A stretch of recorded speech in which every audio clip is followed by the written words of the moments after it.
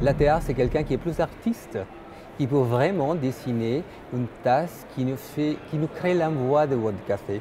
Avant de commencer, le candidat présentera des photos des motifs qu'il souhaite réaliser pendant le concours.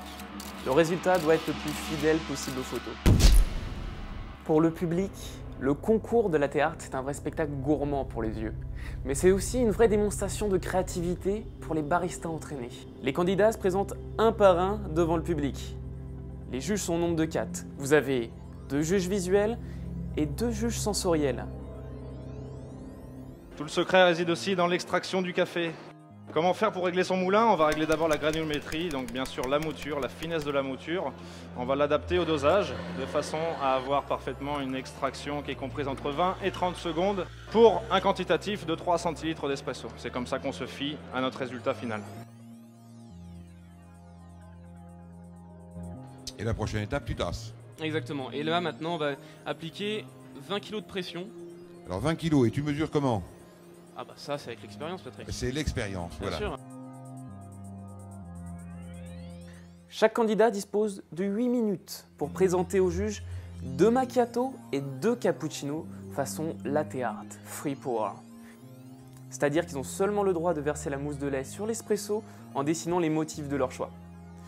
Puis 2 boissons signature où le barista peut dessiner également sur la surface du lait façon painting à l'aide d'ustensiles, de garnitures et de toppings. Pendant ce temps-là, logiquement, vous devez préparer votre mousse de lait. Le latte art se travaille avec un lait le plus chaud possible. On sait que plus le lait refroidit, plus le lait se solidifie, devient de plus en plus rigide, en lui incorporant quelques petites bulles pour faire monter le niveau. Puis Des bulles pas trop grosses, hein. Des bulles pas trop grosses qu'on va détruire grâce à la vague qu'on voit maintenant. Il faut savoir qu'à partir de 72 degrés précisément, on brûle la protéine du lait. Donc là encore, la quantité de lait dans le broc a été dosée. A été, oui, très précis, de façon à pouvoir créer la deuxième partie. Là, j'ai rempli mon pot à la moitié, de façon à pouvoir créer l'autre partie de crème, tout simplement, parce qu'un cappuccino doit être composé et d'une partie liquide et d'une partie crémeuse.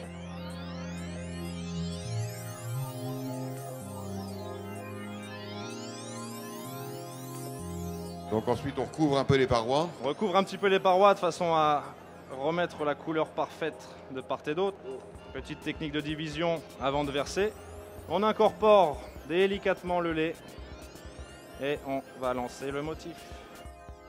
Latte art, c'est une question de connaissance, mais aussi c'est une question de pouvoir dominer les nerfs, parce que quand on n'utilise que du café et du lait, alors ça devient tellement difficile, parce que c'est question de connaître le lait, le café et le mélange. C'est ça qui devient plus spécial pour des gens qui peuvent bien faire ça.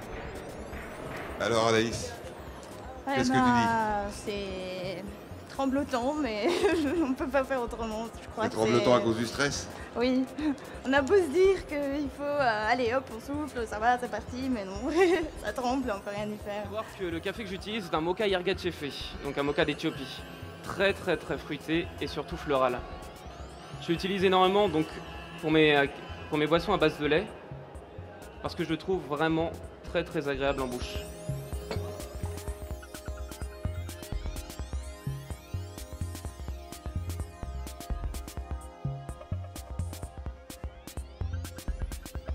Alors à savoir quand même que le macchiato est la figure est la boisson la plus difficile en latte art. On a très peu de temps pour réaliser sa boisson.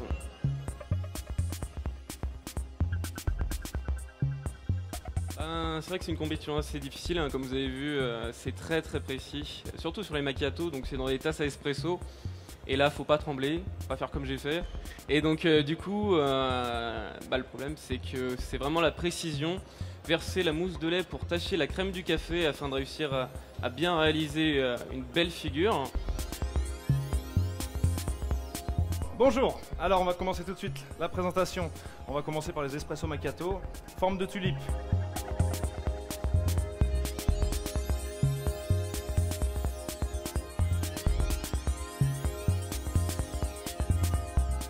Et voilà les premiers cappuccinos donc.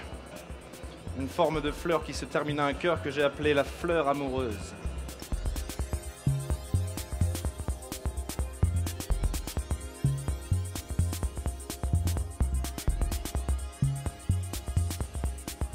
Donc c'est ce qu'on qu'on appelle la boisson signature. Voilà, exactement. Et c'est un ourson. C'est la seule boisson où le candidat a le droit de modifier ensuite la surface avec un pinceau pour dessiner ce qu'il souhaite. Est-ce que je peux avoir le temps, s'il vous plaît? 30 secondes.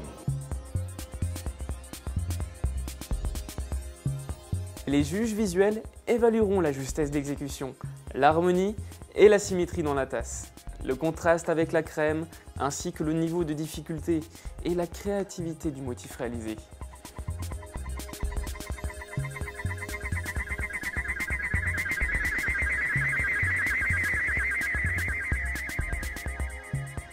Lui aussi, il a le fan club. Hein. Oh là là! Je peux vous expliquer que les critères visuels consistent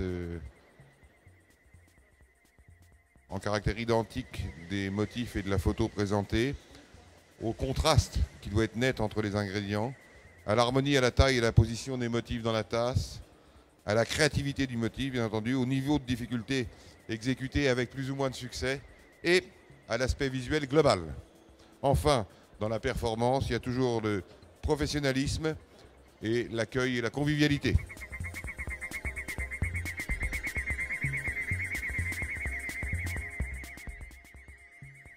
Avec du lait qui est un petit peu plus liquide que la dernière. C'est un mélange et tu tournes et après descend.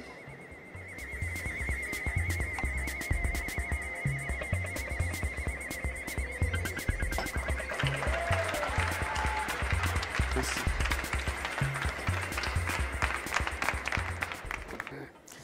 Une fois évaluée par les juges visuels, la boisson présentée sera ensuite passée aux juges sensoriels, qui eux évalueront la texture et l'épaisseur de la mousse, l'équilibre du goût, ainsi que la qualité du mélange de café et lait choisi par le barista.